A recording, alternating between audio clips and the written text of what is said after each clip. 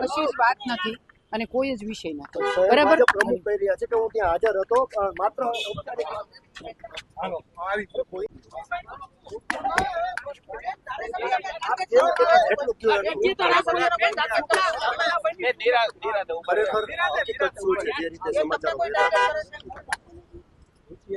કોઈ વાત નથી, કોઈ વિવાદ નથી, કોઈ વિષય નથી। નમસ્તે। તો કોઈ ટાર્ગેટ કરે છે આપને બેન?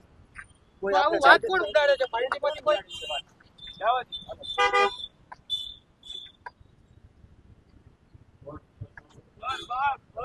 ખાલી સામાન્ય વાતચીત થઈ હોય તો એનો અર્થ એ નથી, તો ચર્ચા અને વાતચીત હતી।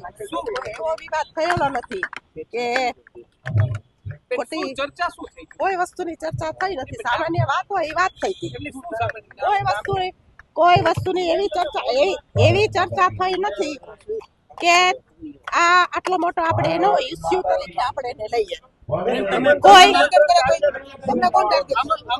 કોઈ આમંત્રણમાં લઈને કોઈની હારે મારે વિવાદ થયો નથી। કોઈ મને દબાવવાની કોશિશ ક્યારેય કરી નથી।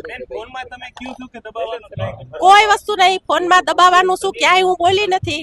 આ ખોટી વાત છે, તદ્દન ખોટી વાત છે। તમારો ખોટી વાત છે। રેકોર્ડિંગ હોય તો તમે સંભળાવી શકો છો। મને આપેલી જ છે લાગણી, તો મને આપેલી જ છે। લાગણીમાં ક્યારેય મને કોઈ કચાશ રાખી નથી। મારું માન પણ એટલું જાળવેલું છે મેયર તરીકે। એટલે આ પરિવારની વિવાદ શેનો પણ નથી।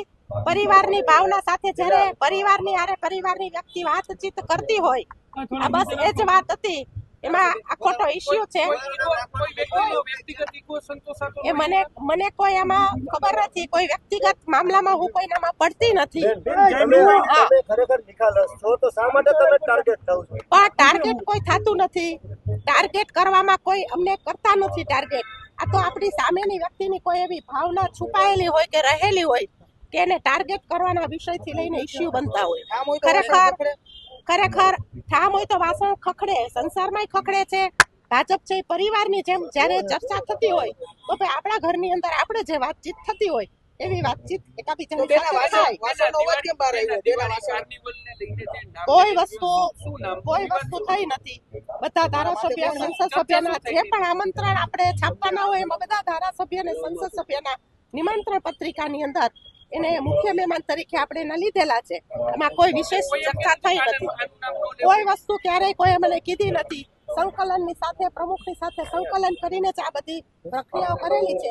રેસકોર્સ રિંગ રોડ ઉપર જ્યારે આપણે વર્ષોથી રાજકોટ મહાનગરપાલિકાને 5 દિવસના કાર્યક્રમ, કોઈ કાર્નિવલ કાર્યક્રમ હોય, આતશબાજીનો રંગોળીના કાર્યક્રમો હોય, જ્યારે રાજકોટ મહાનગરપાલિકા રંગીલું રાજકોટ હોય, પ્રજા પણ રંગીલી હોય, આ કાર્યક્રમની અંદર ઉત્સાહભેર ભાગ લેતા હોય છે ત્યારે બધા નામની યાદી, કોને મુખ્ય મહેમાનમાં રાખવા, કોને મહેમાન તરીકે રાખવા, એનું સંપૂર્ણ સંકલન અમે પ્રમુખ સાથે કરીએ છીએ। એટલે આને કોઈ વિષય કે ચર્ચા એટલી ગંભીર છે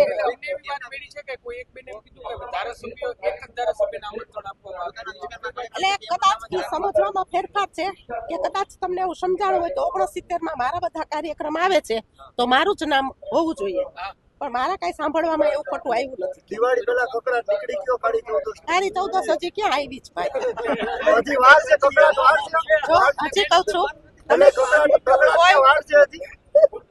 કોઈ જ્યારે પરિવારની અંદર કોઈ મોભી બેઠા હોય એવી રીતે આપણે એને સાચવીને ચાલી છીએ। નાનું મોટું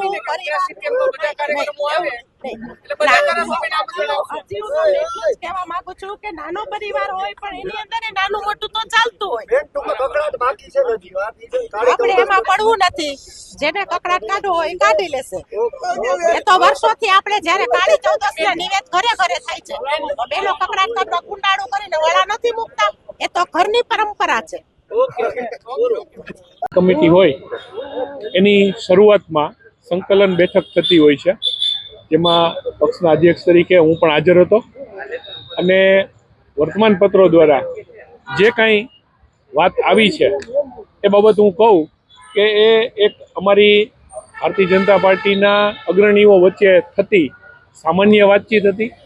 એમાં કોઈ પ્રશ્ન હતો નહીં કે એવી કોઈ વાત પણ નહોતી કે જેને કોઈ ન્યૂઝ બની શકે। એક અમારી રૂટીન ચર્ચાઓ હતી જે ધારાસભ્યશ્રી અને મેયરશ્રી વચ્ચે ચર્ચા ચાલતી હતી અને હું પણ ત્યાં હાજર હતો અને મેં પણ એ ચર્ચામાં પછી ભાગ લીધો હતો. શું કહેશો? શું ખબર આમંત્રણ પત્રિકાને લઈને વાત આવે છે? આમંત્રણ પત્રિકાને લઈને વાત જે હતી એમાં એટલા માટે કોઈ તથ્ય નથી કે એ જે કાર્યક્રમની વાત કરતા હતા અથવા જે નોર્મલ અમારી વાતચીત હતી એ કાર્યક્રમ અત્યારે સરસ રીતે સંપન્ન થયો હમણાં જ. અને ધારાસભ્યશ્રી અને મેયરશ્રી બે સાથે જ અહીંયા આવી રહ્યા છે અત્યારે, અને અત્યારે પણ મંચ ઉપર ખૂબ સારા વાતાવરણમાં અમે બધા જ સાથે બેઠા હતા અને અમારા અધ્યક્ષશ્રી આવી રહ્યા છે 15 તારીખે, એની પૂર્ણ રીતે અમે તૈયારીમાં લાગેલા છીએ. ત્યારે આવી કોઈ વાત છે નહીં કે આવો કોઈ વિવાદ છે. મારા વિસ્તારમાં કાર્યક્રમ છે તો મારું એકનું નામ લખો, આવું મેયરે ફોનમાં અમને કીધું છે. આવી વાત મારી સુધી કોઈ આવી નથી. આ બાબતની હું ચોકસાઈ કરી લઉં, ચોખવટ કરી લઉં છું. આવી વાત એટલે ન હોઈ શકે, કેમ કે કાર્યક્રમો જે કાંઈ નક્કી થતા હોય ભારતીય જનતા પાર્ટીના કે કોર્પોરેશનના કે વોટેવર, તો અમે ભારતીય જનતા પાર્ટીમાં બધા સંકલન કરી, કોર્પોરેશન હોય તો 5 પદાધિકારીનું સંકલન થતું હોય, સંગઠન હોય તો અમે પ્રમુખ મહામંત્રી વગેરે સંકલન કરી લેતા હોઈએ. ના, દુષ્પ્રચાર કોઈ જ નથી કરતો. વાતમાં તથ્ય છે કે નહીં એ વાતચીત હું પૂછી લઉં છું. આવું હોઈ ન શકે એવું હું ક્લિયર માનું છું. અત્યારે બંને સાથે જ છે અને બંને સાથે જ આવે છે. શું કાંઈ છે જ નહીં, નોર્મલ વાતચીત હાલતી હતી. આનો વિષય કેમ બની ગયો એ મને પણ સમજાતું નથી કે ત્યાં હું ચોથી ખુરશીમાં હું પોતે બેઠો હતો. એટલે એ મેયરશ્રી અને ધારાસભ્યશ્રી એ બંને એક રૂટીન વાતચીત કરી રહ્યા હતા.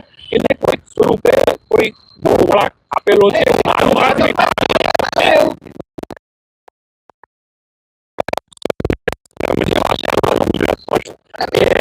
જે વાત કરી એ મારી સુધી વાત આવેલી નથી.